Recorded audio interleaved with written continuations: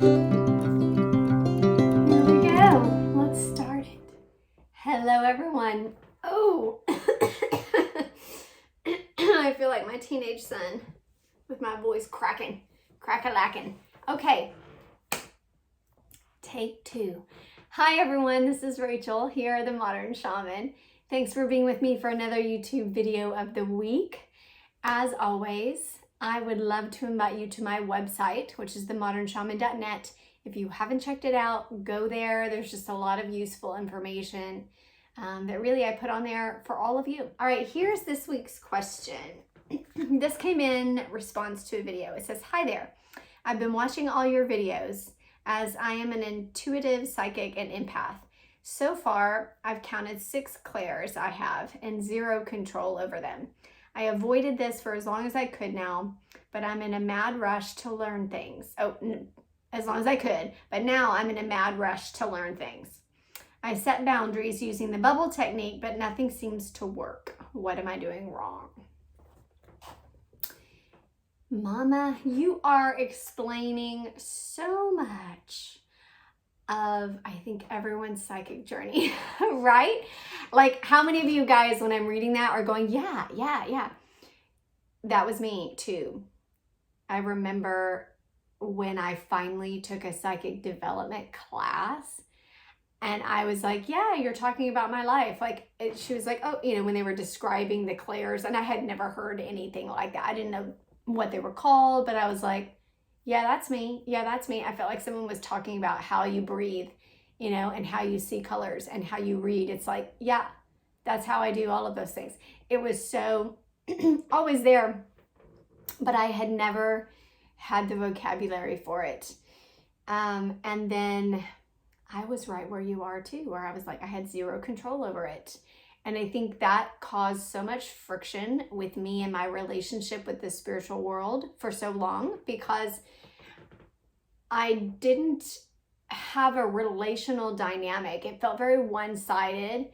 And I really didn't understand. I didn't have a dialogue with spirit. Like when I was getting visions and premonitions, and then I would tell people as a child and they wouldn't listen, or they would almost kind of be angry or kind of frustrated with me telling them what to do, or didn't know why I was saying what I was saying. And that response to me was so negative that I, in turn, would get frustrated with spirit and be like, why am I seeing these things if these people don't even want to know? And like, why are you telling me this information if it's just going to upset them when I tell it to you? So then I had this kind of argumentative, I was kind of a little rebel in my heart. I kind of fought back with spirit a lot. And that was kind of my adolescent growing period with spirit. Was a lot of frictional energy, like, why is it this way? And I was just kind of like, had a lot of angst around it instead of peace and cohesion and harmony with spirit and working together with spirit and living in your highest vibrational state. I'm being real, y'all. That's how it started. It started frictional. And I had the abilities. I'm sorry, I keep shaking that table and the little tripod is connected to the table.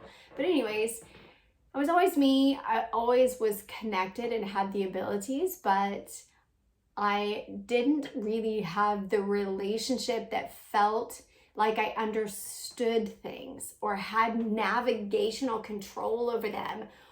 And so I was often like in arguments in my head telepathically with my higher self, with my higher guidance, with even wisdom. When I would hear wisdom, my first reaction was kind of rebellious against it. Like, well, why do I need to do this? Or like, I don't know, maybe that's because you're a teenager and that's kind of the hormonal space that you're in. And boy, was I there. But my relationship with spirit was kind of like that. And I, like you, avoided it for as long as I could. When I was young, like 7 or 8, I was the bossy kid that told everybody what to do because I was seeing it. And so if I saw somebody getting hurt, I would just say, don't do that. I didn't say, don't do it, because I just had a vision where you fell and you hurt yourself. I didn't know I had to say that. I just said it, and I thought everyone's brain worked like mine, so I didn't know any different. When I started to get older, I avoided all of that because of my frustration. So it kind of started things out like how you said, like when it finally came to terms and I finally made peace with the fact of like, you know what, I guess I just matured in my own sense of self, and I was like, okay, this is just who I am. It's just part of who I am, how my brain works, how my mind works, how I'm connected. No matter what kind of setting I was in, culturally, religiously, I was a missionary in a Christian, was a non-denominational, but Christian. And the whole time that I was in prayer, I was getting vision and psychic direction and communication with who to talk to and what to say and when to handle things and when things were going to get out of control. It was in the inner city, and so there were drive-bys and there were a lot of like intense situations physically. And I was constantly in communication and just a lot of very strong communication from spirit.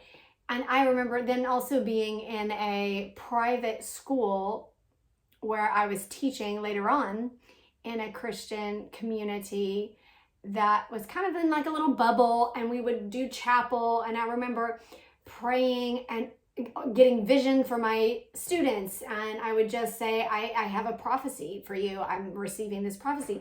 And even for my principals and people above me, or those that had hired me to work there, I would say, I have a vision. I hear your mother. She's on the other side and she's speaking to me. And in that dynamic, when you're accepted in that dynamic, there is an aspect to the prophecy that is a spiritual gift. It didn't matter, basically, what I'm saying, what cultural environment I was in. I was always me. The clairs were always active, like you're saying, from the get-go. Whether I'm 7 years old on a playground telling you don't do that, you're about to get hurt, or whether I'm in a spiritual environment and we're all in prayer and worship and I'm seeing a vision of someone's mother that passed away and they have a message for them, and I just speak, lay my hands on them and speak the prophecy.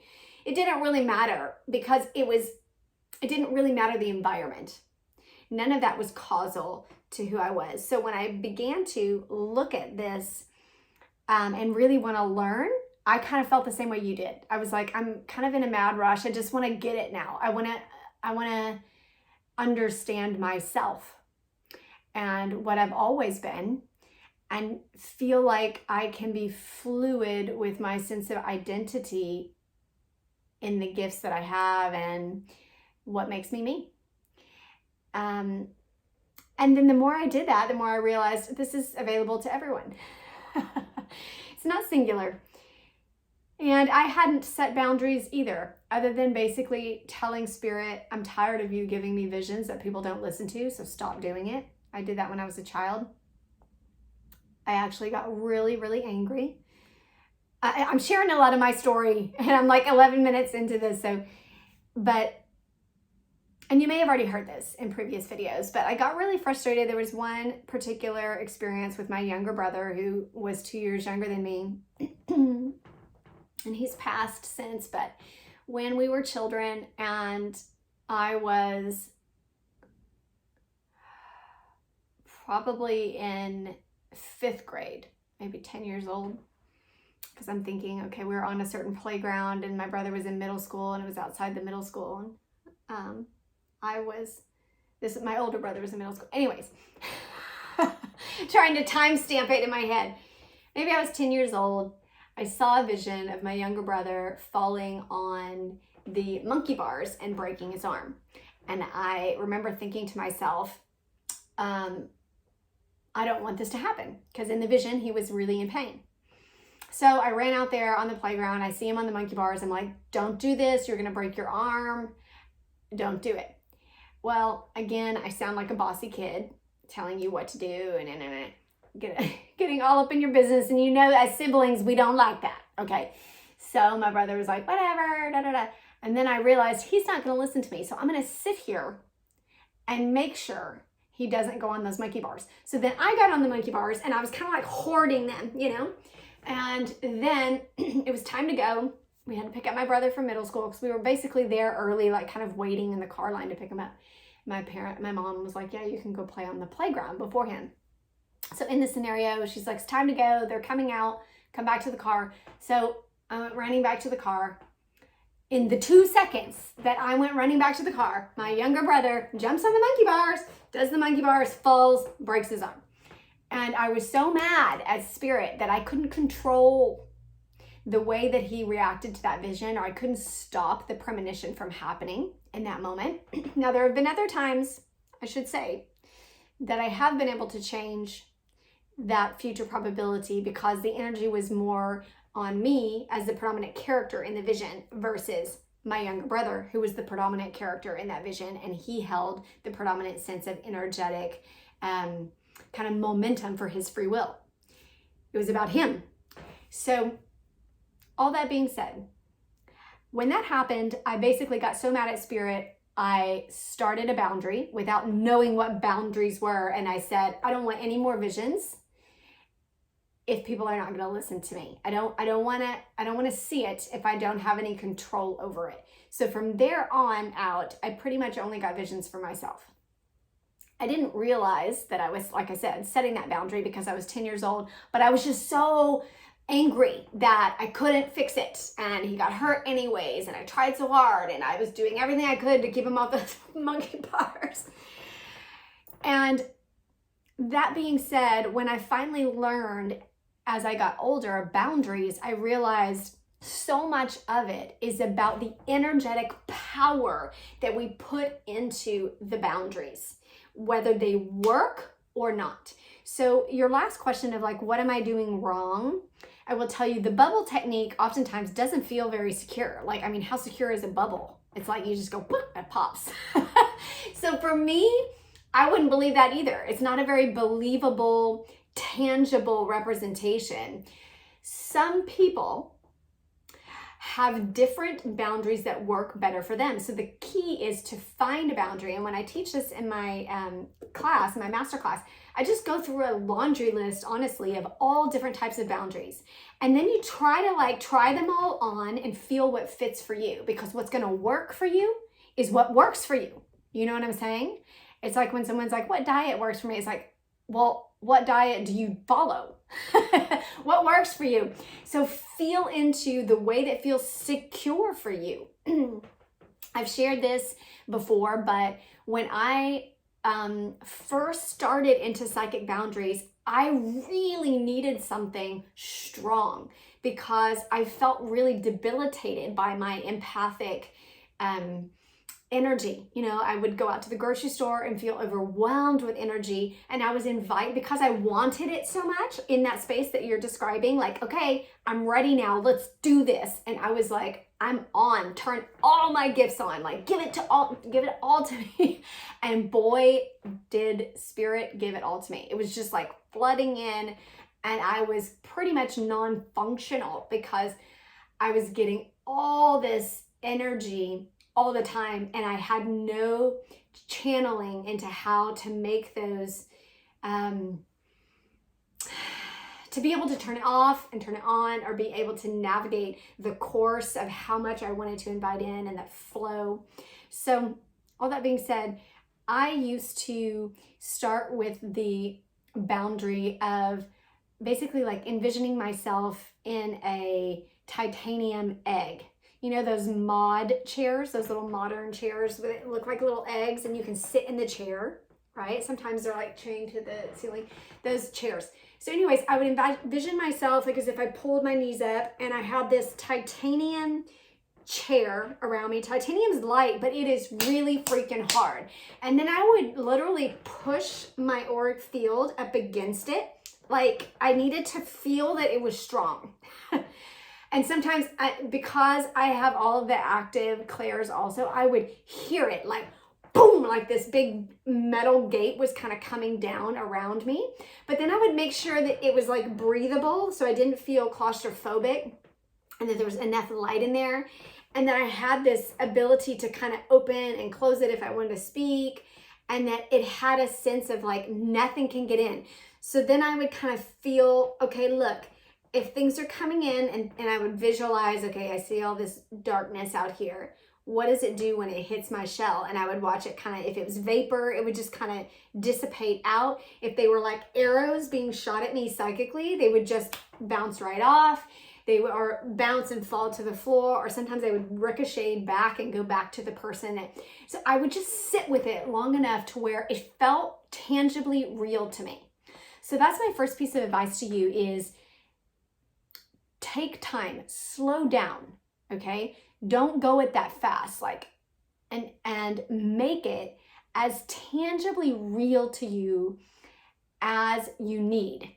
And go very elemental and visceral. So magnetic, or like I liked the metal, but some people, when I'm teaching it, like water, like to imagine that there's literally just a flood of water coming out of them, around them, out of their auric field, just flooding everybody else and just swooshing them away. Like there's nothing, water at that level of current can just take everything out. I mean, we've all seen images, right, all around the earth of these massive floods, and imagining that type of elemental just taking over. Same with fire. Some people really connect with the elemental of fire, of just like massive fire taking everything out, like a forest fire that's outside of your energetic field that may be damaging to you.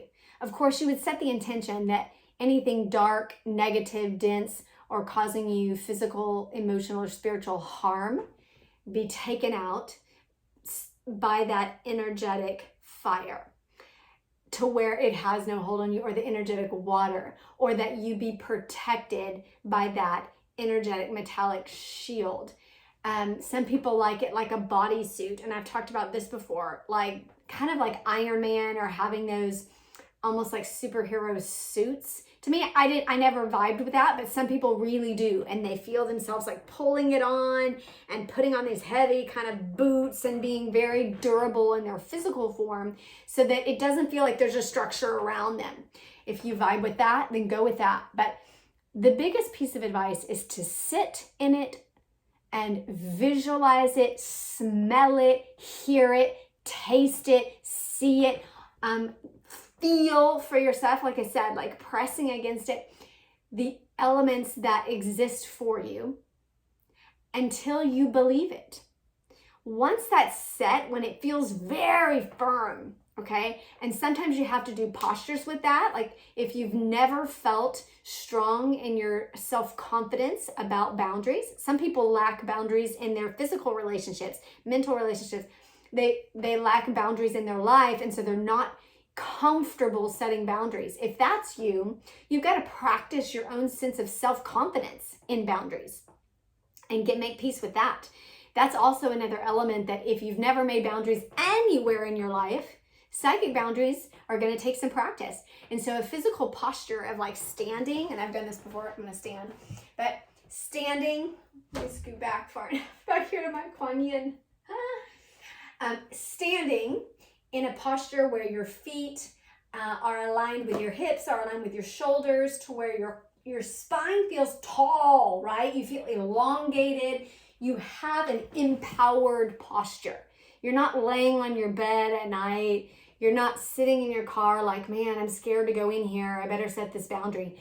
You're standing in your sense of strength and sovereignty as a soul.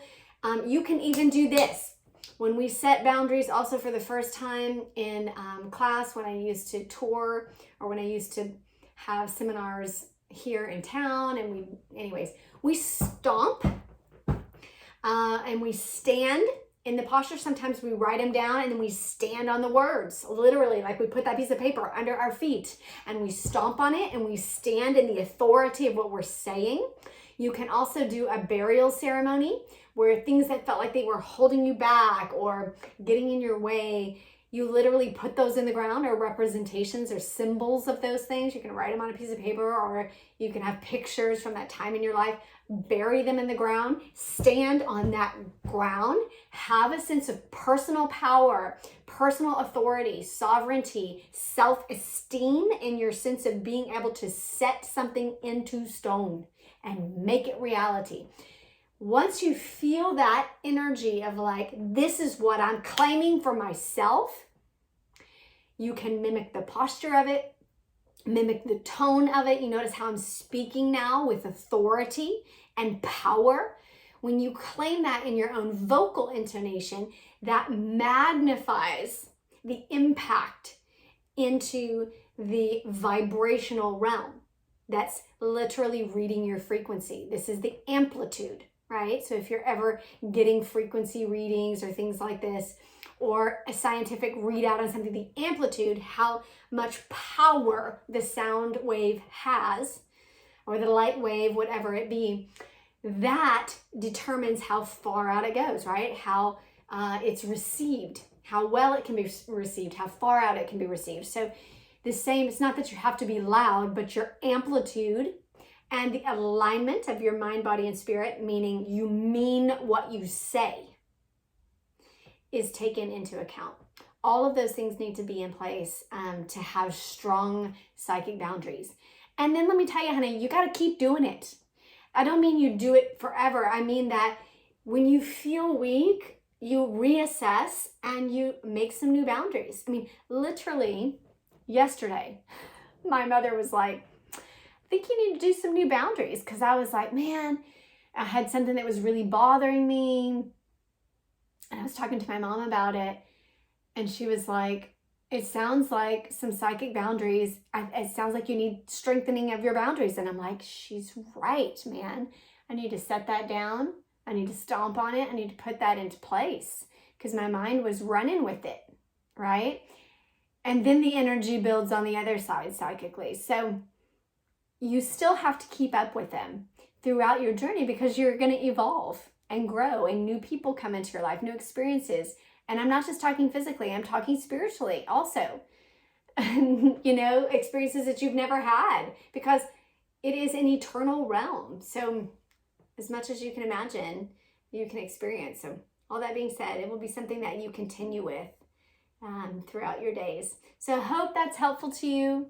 I would recommend, I have previous videos on this, because people ask about psychic boundaries all the time. So just scroll through my archive on setting up stronger psychic boundaries, setting rules and guidelines for spirit. Those are two different things, and I hold them in two different sections of my class: setting up boundaries and then setting up guidelines. Okay, one is protective to make you feel safe in this environment, and the other is navigational tools to say, this is when I want to talk to you, this is how I want you to speak to me. All right, this is when I don't want you to speak to me. So getting communication tools and guidelines is a whole different ballgame.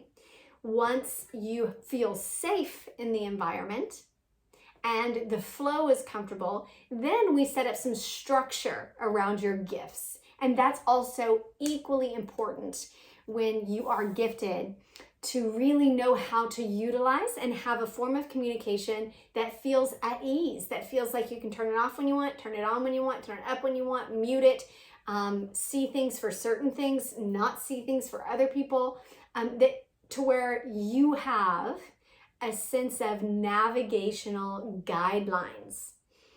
And I always kind of compare it to a teacher setting up their classroom the first day of school, saying, this is the way it's going to work in here. So once you set up the boundaries with spirit, later on, you need to set up some guidelines that say, this is the way it's going to work in my classroom. This is where you turn in your papers.